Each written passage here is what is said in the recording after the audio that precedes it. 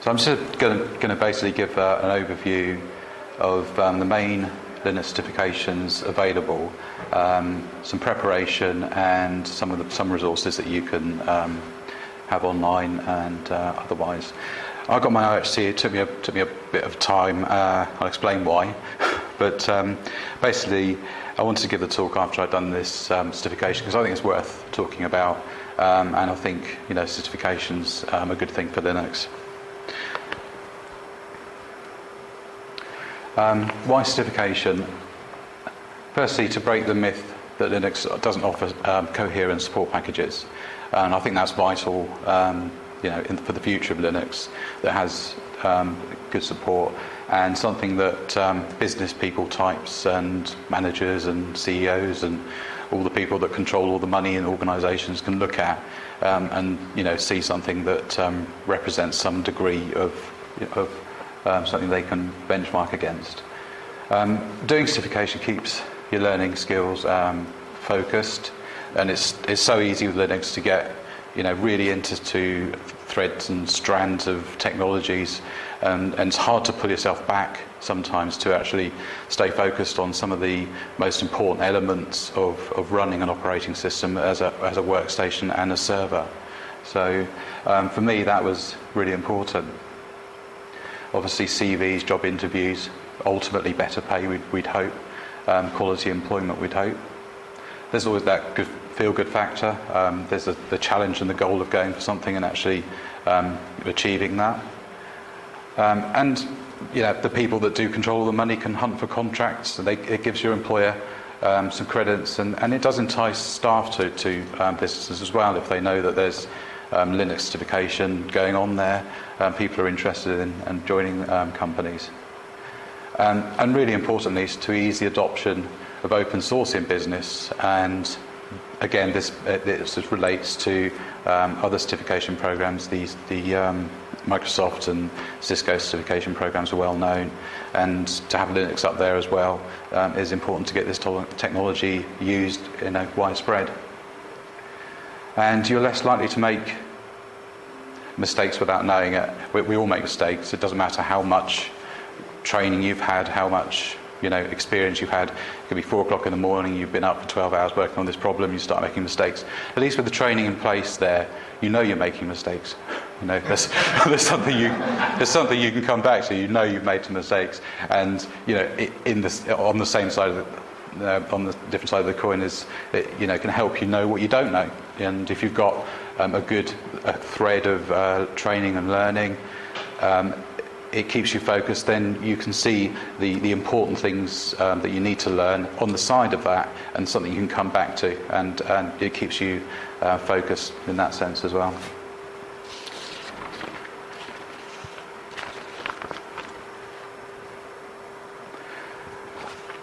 And I was surprised when I started off thinking about becoming certified. I mean, there was only one option for me, and that was Red Hat.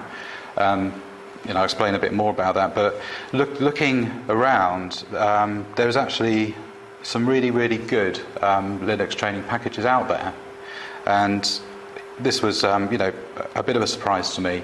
I'd already was well into the Red Hat program, so I didn't want to deviate from that before I got the RHCE, but certainly afterwards, and looking at the other packages, it is quite good. They're the 4 main training programs out there, and they're actually very, very different. I'll start with Linux Plus, CompTIA online organisation that provides lots of training packages that are sort of intermediate level, ranging from Cisco to Linux, Microsoft packages, A+, networking, and so on. The CompTIA is a vendor-neutral certification, so it looks at the generic side of Linux across many distributions, and it can validate the knowledge of individuals with really a minimum of 6 to 12 months of practical Linux experience. So it's not really high power stuff, but certainly if a company was to adopt a number of Linux workstations, to have their workstation users with a Linux Plus would certainly help them. Professionals holding the CompTIA Linux Plus are supposed to be able to explain the fundamental management of Linux systems from the command line, which is quite in depth, and demonstrate a knowledge of user administration, understand file permissions, software configurations, and management of workstations, and to a limited degree some server services as well. So overall, it looked quite good, and I certainly know a few colleagues of mine are studying with CompTIA, and they, talk to me and say, "Oh, that looks interesting. I might do the Linux one. You know a bit about this. Do you think it'd be worth doing?" Well, I say they're doing other courses at the same level to broaden their overall IT knowledge. Then I'd say yes, and for someone, certainly, guys here would be easily be able to train that to them or give advice to guide them. Okay, so I'll move on to Red Hat now. All right, that's gone about lots more than we should have done. I'll stick there.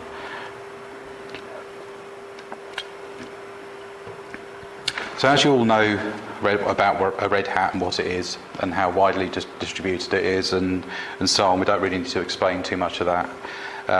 Basically the free versions Fedora and the subscription enterprise versions available as well at a cost, providing support and updates. Red Hat certification, RHCT and RHCE is extremely useful for an organisation to have, because it eliminates really the need to pay for expensive packaging, expensive subscriptions on the enterprise editions. If you've got a few staff with those kind of qualifications, then an organisation can go the enterprise route and happily have those kind of servers and workstations with the staff managing them. The certification is based on the very latest Red Hat Enterprise Linux versions. Personally, I think the content is applicable to lots of Linux distributions, especially RPM-based distributions. But the technology and the content is also relevant to Debian. And I recently started using Debian. I say recently, about a year ago. And certainly using Red Hat and being trained in Red Hat, it was easy enough to migrate some of those skills. Unix variants as well. I covered the bottom line is it's Unix, and they teach Unix, Linux, and Red Hat on top of that. And so I think it's a good fundamental course. There are 3 levels of certification available. There's technician, engineer, and architect. And it's advisable to have completed each lower level before you take on the higher level. Advisable, not everyone does. Some real brain boxes can do it straight off.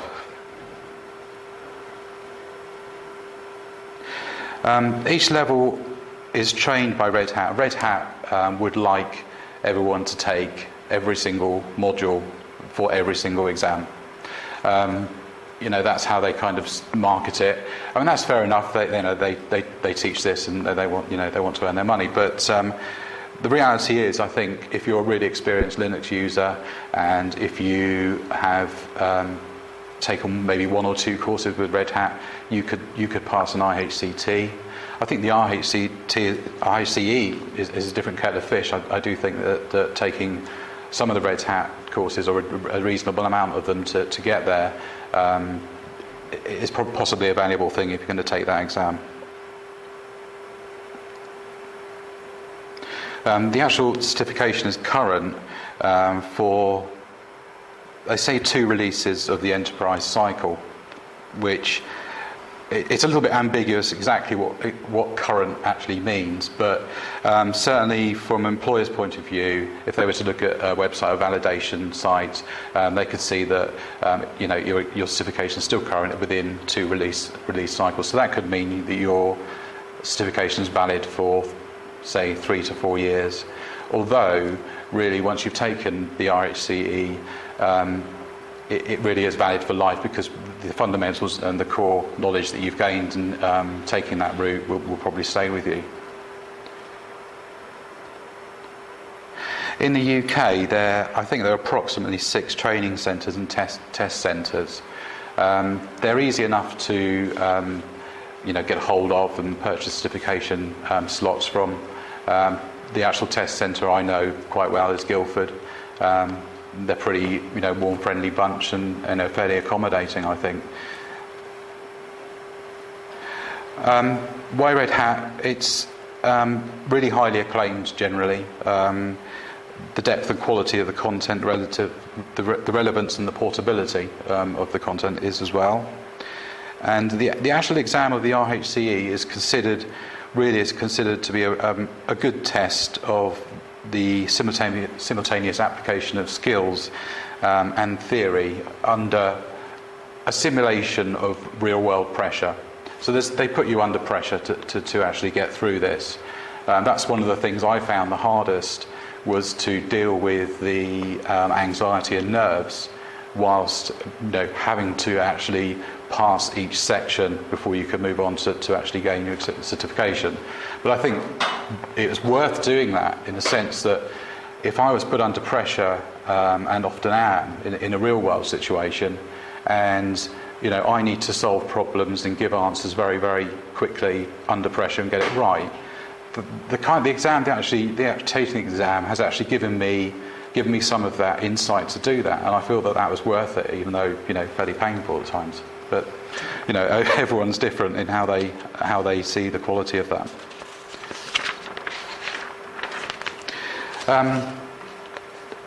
I think a really, really important development in the training, Linux certification, Linux training, is LPI.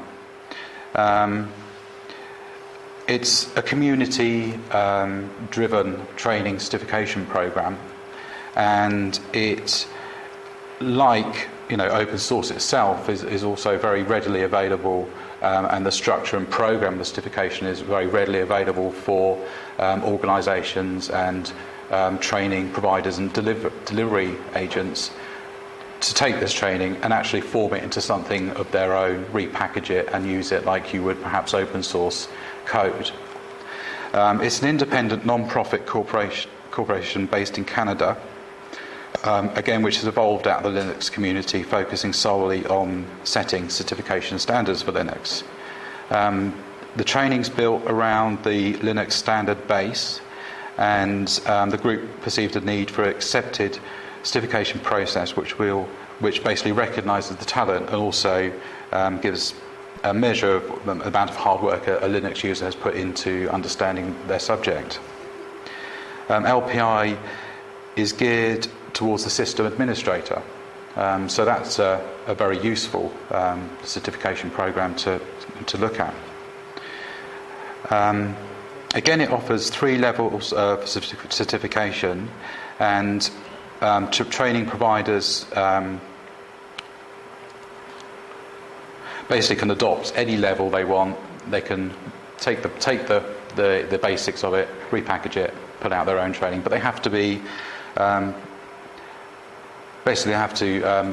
have some validation with LPI to actually provide that training. It's not something you can just do, and it's got to have some sort of linking to LPI.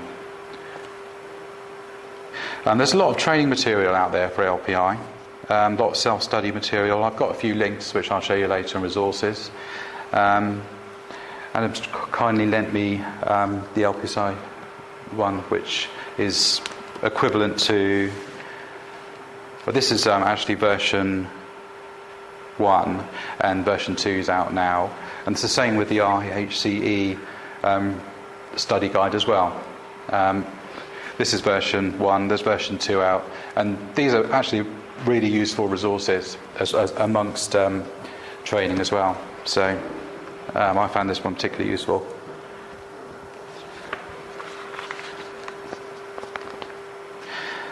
And finally, I'll just quickly mention CLP, Certified Linux Professional, Certified Linux Engineer, the 2 levels offered by Novell on the SUSE platform, RPM platform, and a little bit like Red Hat, there are a number of registered test centres and they suggest that you take Novell modules or course modules to actually bring you up to speed for taking these exams.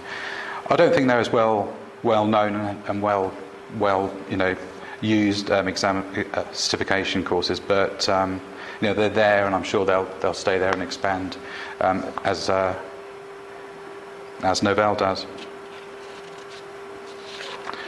Okay. I'll put a table in the talk. I don't expect you to absorb all of that now, but it'll be available online later on anyway. I think the accuracy is reasonable on that. If anyone notices anything that's erroneous in there, I'll happily update it. But it's just a comparison really of the obviously the type of certification, the levels you can get to, the target audience, really the skills type that you can reach with the certification, and price. And that's quite a contentious issue with Red Hat training being fairly expensive side. Linux Plus is actually quite expensive for the level it takes you to.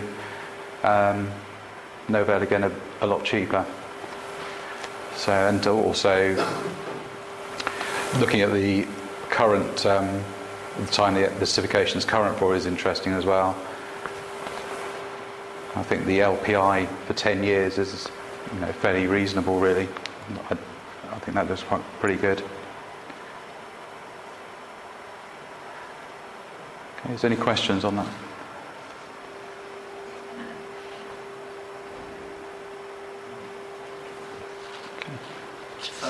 Presumably this doesn't include the actual cost of the training? No, it doesn't, no. Well, I say Red Hat, I think per module, sometimes leading up to the IHCT, we're talking about £200. Correct me if I'm wrong, but it's about £200 a module. The IHCE can be taken at the end of a rapid track training course, which is a boot camp, almost American style boot camp course. That is about £1,900. It's a 4 days of fairly grueling, intensive, full-on training. It really is full-on, and the final day, if you feel okay at the end of that is the exam itself, and it's pretty tough. It's pretty tough going. A lot of people take the course, especially migrating from Unix environments, commercial Unix environments, go on the rapid track, and amongst other groups of people. But it's a good course. The only figure I've seen is sort of £2,000 or £3,000 for a week's training on the LPI. Yes. LPI one at the end. Yeah, that's probably a good thing to add to that actually. But the LPI can be very expensive as well.